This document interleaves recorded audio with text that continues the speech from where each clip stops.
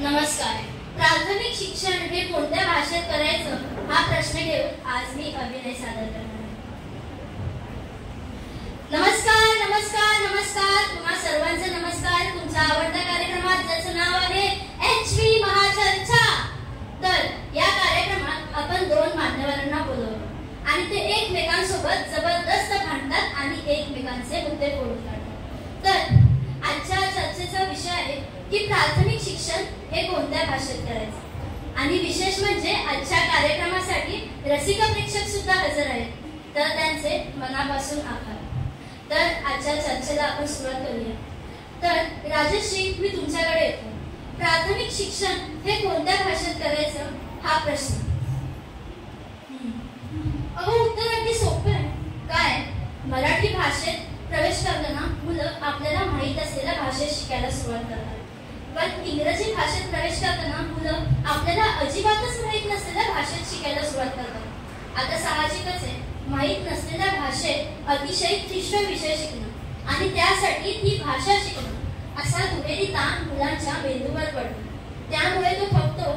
उलट हेच जर शिक्षण मराठी माध्यमातून झालं तर मुलांच्या मेंदूवरचा ताण सुद्धा कमी होतो आणि त्यांना शिक्षणाची आवड निर्माण होते.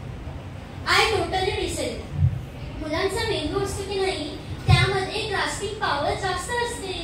त्यामुळे ते दोन भाषा ऍट अ टाइम शिकू शकतात आणि हे फक्त इंग्रजी मीडियममुळे साध्य होतं बरं का. उलट मराठी मीडियमची मुलं अचानक कॉलेजला गेल्यावर त्यांना कळतच नाही वर्गात काय सुरू. याचा अर्थ असा का की ती मुलं ढ आहे, तर नाही ना. अचानक इंग्रजी कानावर पडल्यामुळे त्यांना समजतच नाही वर्गात काय सुरू आणि त्यामुळे त्यांचा कॉन्फिडन्स सुद्धा लो होतो, हे लक्षात घ्या. तर दोघांनी सुद्धा जोरदार ओपनिंग केली आहे बुवा. तर मी आता प्रेक्षकांकडे वळतो. दादा, तुम्हाला काय वाटतं? माझं तर असं म्हणणं आहे, आम्हाला तुमची ती शुद्ध मराठी बी नका आणि तुमची इंग्रजी बी नका. आम्हाला तुम्ही आमच्या भाषेत शिकवा. बरोबर आहे की नाही? अहो दादा, हा तुमचा मुद्दाच वेगळा आहे. असं बघायला गेलं तर सातारची भाषा वेगळी, कोकणची वेगळी, मराठवाड्याची वेगळी, खानदेशी वेगळी, पण आपण सर्वांनी मिळून अशी एक भाषा निवडली आहे आणि तिला प्रमाण भाषेचा दर्जा दिलाय ना. कधी लगा मला नाही आलं कोणी विचारायला. तुम्हाला विचारलं? तुम्हाला विचारलं? अहो, प्रत्येकाला काय घरोघरी जाऊन विचारणार आहेत का? साहित्यिक असतात, लेखक असतात, तज्ञ असतात, ते ठरवतात आणि त्यांची समिती पण असते बरं का.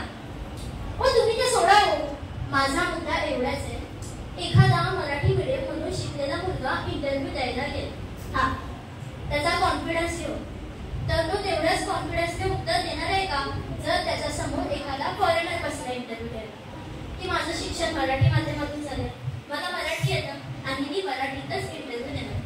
हे जर तुम्हाला मान्य असेल तर मराठी शिका, नाही तर इंग्रजी शिकणं मस्त. तुमचं पण बरोबर आहे. तर आता आपण या ताईंकडे येऊया. तुम्ही पाहू शकता की ताई या गरोदर आहेत, तर त्यांच्या मनात विचार आले असतील ना की आपल्या होणाऱ्या बाळाला आपण कोणत्या भाषेत शिकवावं, कोणत्या शाळेत टाकावं. तर ताई, तुम्हाला काय वाटतं? जरा बसू का मी? हो दादा, तेच तर समजून नाही ना राहिलो. ते माझे शाळू असत ना, शाळू बहिणीचे मिस्टर. तर त्यासाठी तिथं माझं डोकं खाऊन राहिली की बाळाच्या आधीपासूनच इंग्रजी मा शिकायला, इंग्रजी मा शिकायला काहून करून नाही राहिलं की हो भाऊ. करेक्ट आहे. बाळाच्या ब्राईट फ्युचरसाठी आपल्याला आतापासूनच विचार करायला हवा ना. समृद्ध भाषा काय असते ना, हे मी तुम्हाला सांगतो. अहो, मराठी भाषेत जेवढी विशेषण आहे त्यातली 10% तरी यांच्या इंग्रजी भाषेत आहेत का? कुणकुणीत चकली, खुशखुशीत करंजी, लुसलुशीत पोळी, ठणठणीत, मळमळीत, चळचळीत, वळवळीत, टुळटुळीत, मुळमुळीत, रखरखीत, चमचमीत, अजून किती उदाहरणं देऊ मी तुम्हाला? नाही, तुमचं बरोबर आहे, बरोबर आहे. हो, तुम्ही काय त्यांची बाजू घेताय? मी मगासपासून बघते तुम्ही त्यांची बाजू घेताय. तुमची मुलं मराठी माध्यमातून शिकतात ना? खरं खरं सांगा. म्हणूनच तुम्ही त्यांची बाजू घेताय ना?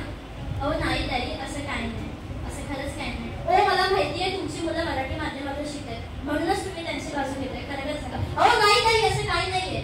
एवढा मोठा घोडा झाला असून मलाच तुम्ही एक्सेप्ट केलं नाही. तुम्ही काय पण काय म्हणताय?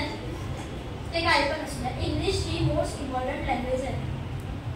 अजून किती उदाहरणं देऊ? अजून तुम्ही तेच म्हणताय. कुळकुळीत, टुळटुळीत, अजून किती उदाहरणं देऊ मी तुम्हाला? कुळकुळीत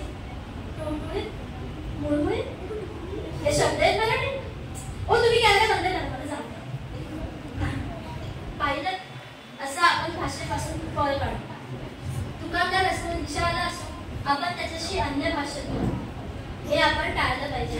आहे ना मातृभाषा, करा ना मग मातृभाषेचा वापर व्यवहारात. तुम्ही म्हणताय प्राथमिक शिक्षण हे मराठीच घेतलं पाहिजे. अहो पण त्या मराठी शाळांची परिस्थिती पाहिली आहे का तुम्ही?